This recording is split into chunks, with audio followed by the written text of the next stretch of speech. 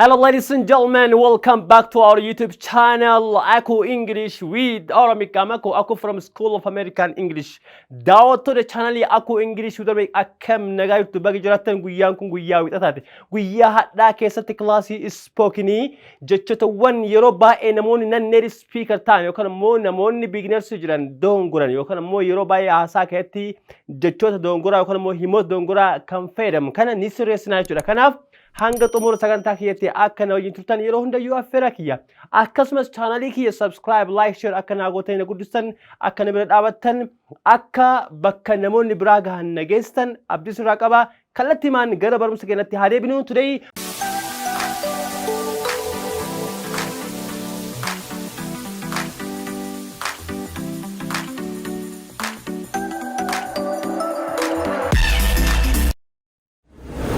We're going to see three most common mistakes that you may be making. Yeroo baay'ee jechoota baay'ee keessaa hadha sadii qofa ilaalla.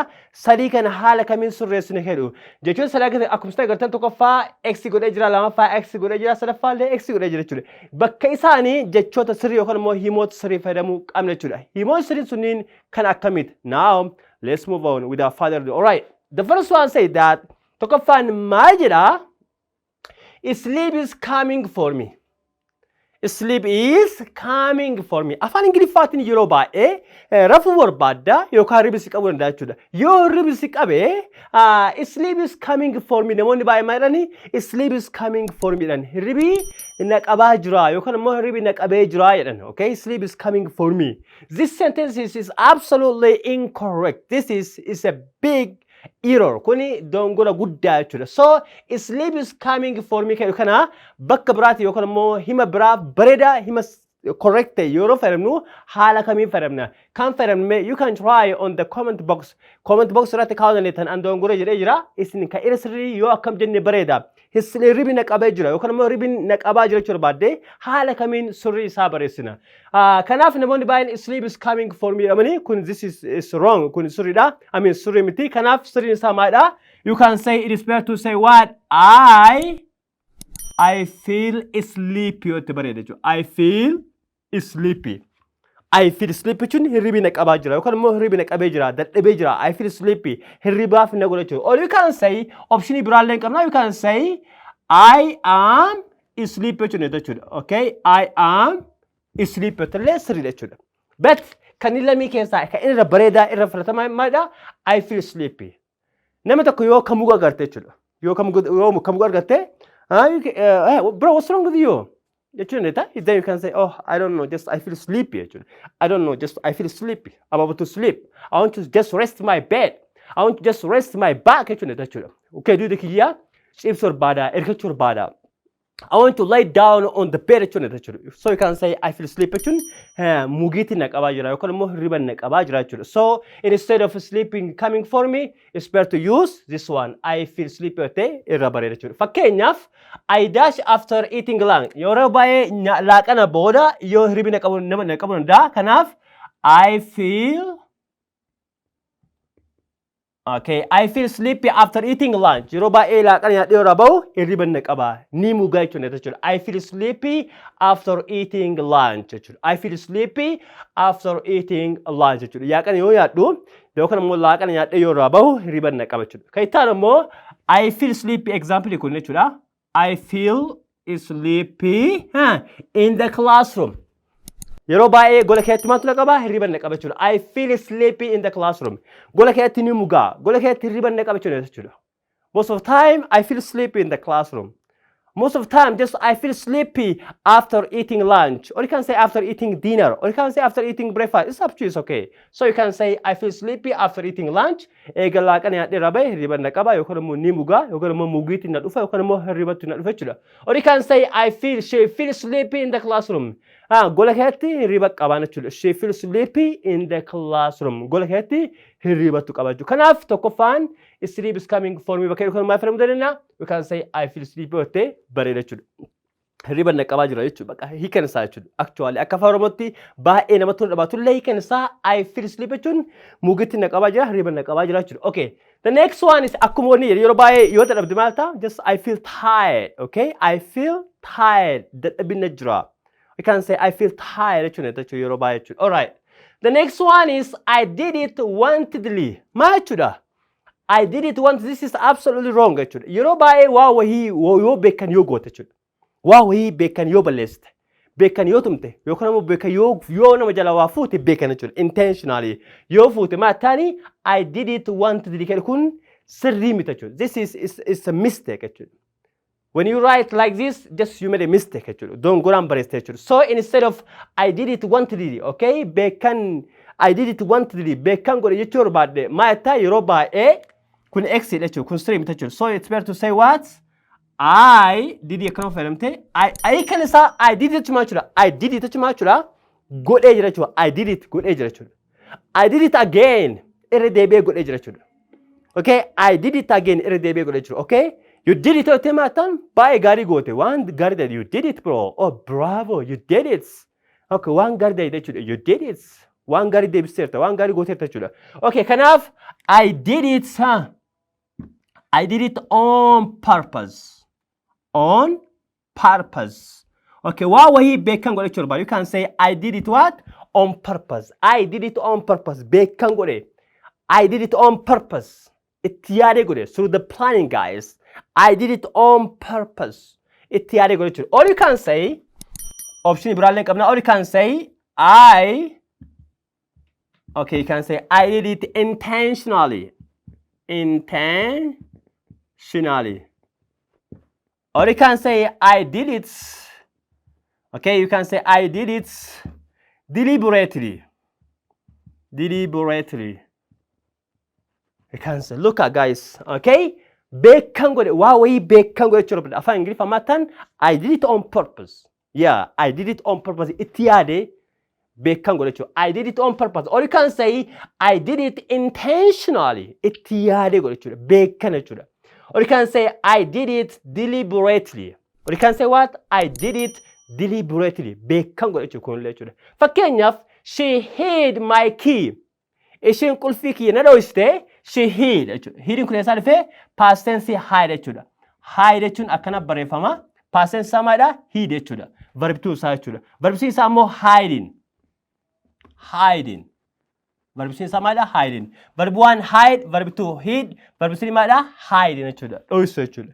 So she hid my key. Qulfii kiyya ni dho'iste beekan dho'iste jechuudha. Bara afaan ingiliffaa mata she hid my key on purpose jechuudha. On purpose. Or you can say she hid my key intentionally. Bekan oyste jechuudha. Waa wayne moyi bekan yoo dho'ise yookaan immoo bekan yoo kabale, you can say she slapped her on purpose. Or you can say she absent from the school on purpose. Okay? Bekan gote jechuudha. She took this thing is she took my phone on purpose. Intentionally jechuudha. Bekan jechuudha. Example of he lost the match intentionally. Okay? Sadenu fayyadamu netani rakkoon qabu jechuudha. Okay? Okay, he lost the match intentionally. Tapha bekan injifatame jechuudha. Yookaan immoo beekan lose godhe jechuudha. You can say he lost the match intentionally. Beekan kufe. Beekan tapha kana jige jechuudha. You can say he lost the match intentionally. He lost the match intentionally jechuudha. Tapha kana beekan kufe jechuudha. Yookaan immoo beekan uf kuffise jechuudha. Afaan Ingiliffaatiin beekan jige. Beekan akkas godhe jechuudha barbaadamatan intentionally jechuudha. Sadaffaa she fell down intentionally or deliberately. We can say Salaan keessa karaa baay'ee we can say deliberately. Okay, you can say what? Deliberately. Okay, she fell down deliberately. Beekan kufte.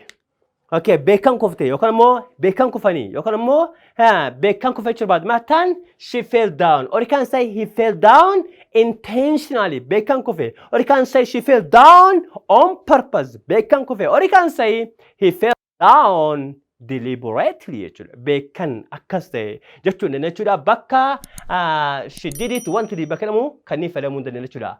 I did it on purpose, I did it intentionally, or you can say I did it deliberately. Haala kanaan Ingiliffa keenya sirreeffachuu dandeenye jechuudha. The last one kanuma but not the least one, I'm sorry for the late. Yeroo baay'ee namoonni yoo barfatan, hey, why you be late jettan maaliif barfatta? What the time right now? Is it the right time to join the class? Is it the right time to come to class? I'm so sorry, just I'm so sorry for the late. This is absolutely wrong, guys. This is wrong. So how should we correct this one? It is better to say you are I'm so sorry for the late. I'm so sorry for being late. Okay. Okay. I'm sorry for being late. Okay, I'm sorry for being late. Okay, I'm sorry for being late. Okay, I'm sorry for being late. Okay, I'm sorry for being late. I'm sorry for being late. I'm sorry for being late. We can say, option you can say, I'm sorry for coming late. Or you can say, I'm sorry for the delay. Or you can say, you can say the last one. Okay, I'm sorry for the late. Okay, I'm sorry for the late arrival. Okay, arrival. Okay. Okay, hala kanaan sirrefachuu jechuudha. Kanaaf I'm sorry for late. Waan barbaaddeef dhiifama himi jedhu this is wrong. Kuni dogongora jechuudha. Akkanatti hin barreeffamu jechuudha. It is better to say instead of I'm sorry for late, you can say you better say I'm sorry for being late. Or you can say I'm sorry for coming late. Or you can say I'm sorry for the delay. I'm sorry for the delay. Or you can say I'm sorry for the late arrival. I'm sorry for the late arrival. Haala kanaan fayyadamuu hin dandeettu guys. Kanaaf ingiliffa dogongoraan isati ingiliffa sirreeffama. Kanaaf guyyaadhaa jechoota sadi baay'ee namoonni baay'een native speakers yookaan immoo namoonni ingiliffa isaanii jalqaba jiran kan baay'ee dogongoran jechuudha. Yeroo dhageettanii haala kanaan sirreessuun jechuudha. Fakkeenyaaf tokkoffaan sleep is coming for me. Bakka kana maa fayyadamna? I feel sleepy, or you can say I am sleepy fayyadamtu baay'ee. Lammaffaan ammoo waa wayii beekan yoo goote I did it on purpose. Beekan godhe. I did it intentionally. Or you can say I decided on purpose. Beekan murteesse. I decided on purpose. Or you can say I did it deliberately. Beekan godhe jechuudha.